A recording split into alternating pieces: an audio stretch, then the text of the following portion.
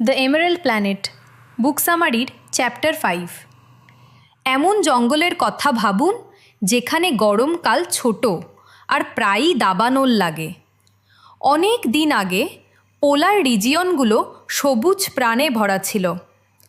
আজ আমরা বেশিরভাগ সময় বরফ আর তুষারের ছবিই ভাবি, কিন্তু ফসিল থেকে জানা যায় যে একসময় মেরুর কাছে ঘন জঙ্গল ছিল। একটা বড় রহস্য বিজ্ঞানীদের বছরের পর বছর ধরে ভাবিয়েছে। উত্তরের বেশিরভাগ গাছ প্রতি বছর তাদের পাতা ঝরিয়ে দিত কেন, আর অ্যান্টার্কটিকের জঙ্গলগুলো কেন বেশিরভাগ সময় এভারগ্রিন থাকতো। কয়েক দশক ধরে লোকেরা ভাবত যে ডেসিডুয়াস গাছগুলোর একটা চালাক কৌশল ছিল। তারা ভাবত যে কঠিন সময়ে গাছগুলো শাটডাউন হয়ে যেত, এতে তাদের এনার্জি বাঁচত। কিন্তু ওই আইডিয়ার মধ্যে কিছু সমস্যা আছে। কম্পিউটার মডেল থেকে দেখা যায় যে পাতা ঝরানো একটা ব্যয়বহুল কাজ। পাতা ঝরাতে অনেক এনার্জি খরচ হয়, পাতা ধরে রাখার চেয়ে প্রায় 20 গুণ বেশি।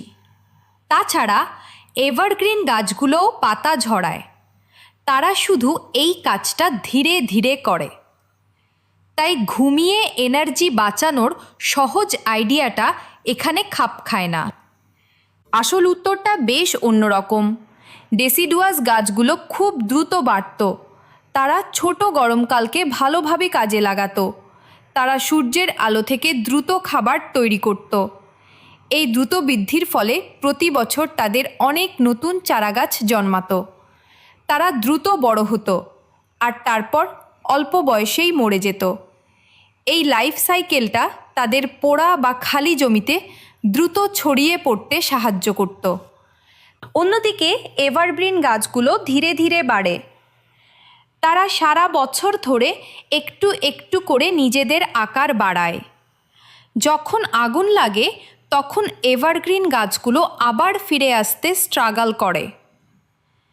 ডেসিডুয়াস গাছগুলোর সাথে সাথেই আবার সেই জমিতে ছড়িয়ে পড়তে পারে। বারবার আগুন লাগার ফলে সেই গাছগুলোই সুবিধা পেত যারা দ্রুত বাড়ে, তারা নয় যারা লম্বা সময় ধরে ধীরে ধীরে বাঁচে। ক্লাইমেট চেঞ্জ আবার এই ব্যালেন্সটা বদলে দিচ্ছে। আলাস্কার মতো জায়গাগুলোতে শীতকাল আরও গরম হচ্ছে, বরফ আরও আগে গলে যাচ্ছে। বরফের নিচে থাকা মাটি আর গাছপালা আরও আগে জেগে উঠছে।